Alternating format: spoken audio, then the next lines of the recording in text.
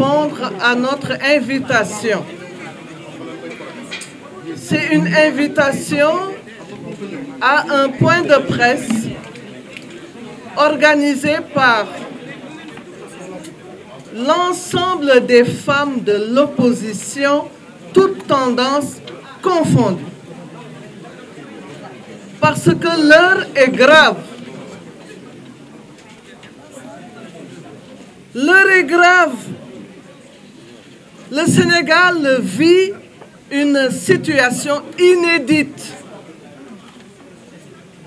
sans précédent dans l'histoire politique du pays. Le Sénégal, qui était une vitrine démocratique, vit les moments les plus sombres dans le processus démocratique commencé depuis des décennies, voire siècles. Nous venons de passer la première étape de l'élection présidentielle de 2019. Mais tout le monde a pu remarquer les manquements inadmissibles vécus par les électeurs, électrices et par le peuple sénégalais tout entier.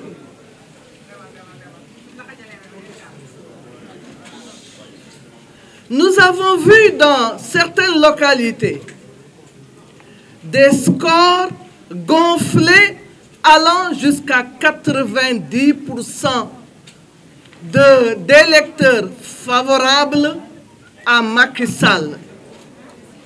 Dans le Nord, à Matam par exemple, nous ne comprenons pas ces chiffres. Et nous avons un droit de savoir et un devoir de nous informer. Ça paraît scandaleux. Dans ces mêmes contrées, nous avons vu dans les images des enfants de 12 ans, 14 ans voter. C'est une honte pour la République.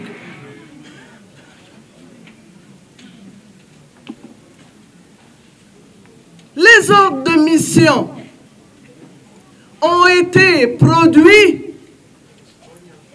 de façon excessive. Tout cela sent la fraude et les achats de conscience.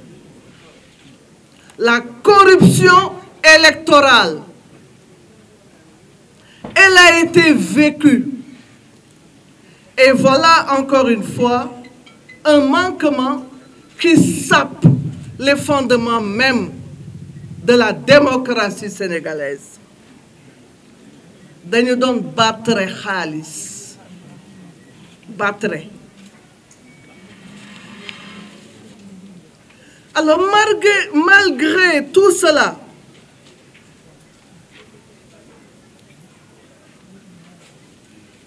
Macky Sall et son groupe restent minoritaires,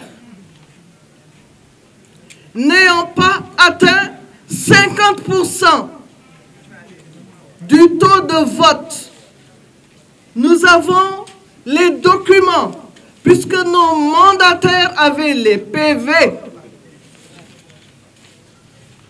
Et ces PV attestent que Macky Sall a eu 46,68% de l'électorat, là où l'opposition a eu successivement pour le candidat Idrissa Seck 27,68%. Le candidat Sonko a eu un taux de 19,57%. Le candidat Madické Niang, 1,13%. Et le candidat Issa Sall, 4,94%. Nous ne sommes pas dans le domaine du Raougadou. Il faut avoir une majorité absolue pour passer au premier tour. Ce n'est pas le cas. Il a moins de 50% du taux de l'électorat. Donc,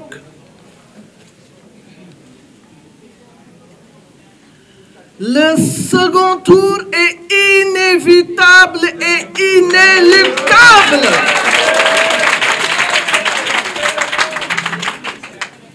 Et alors, nous prenons à témoin l'opinion nationale, mais aussi l'opinion internationale. Et nous refuserons tout complot contre l'opposition. D'où que puisse venir ce complot, eh bien, nous le refuserons. Nous interpellons la justice, spécialement les magistrats qui siègent à la Commission nationale de recensement des votes. Le destin du pays est entre leurs mains. La paix, la stabilité du pays sont entre les mains de ces magistrats. Ils ont un devoir de responsabilité. Ils ont un devoir de redevabilité.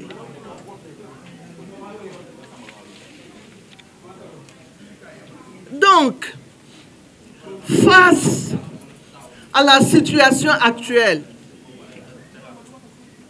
les populations exigent, je dis, le respect de leur volonté de changement.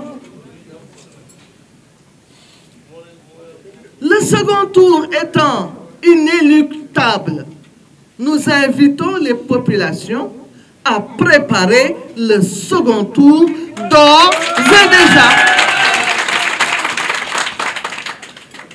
Que ceux qui n'ont pas retiré leur carte d'électeur aillent le faire. C'est notre destin qui est en jeu. Merci, merci, merci.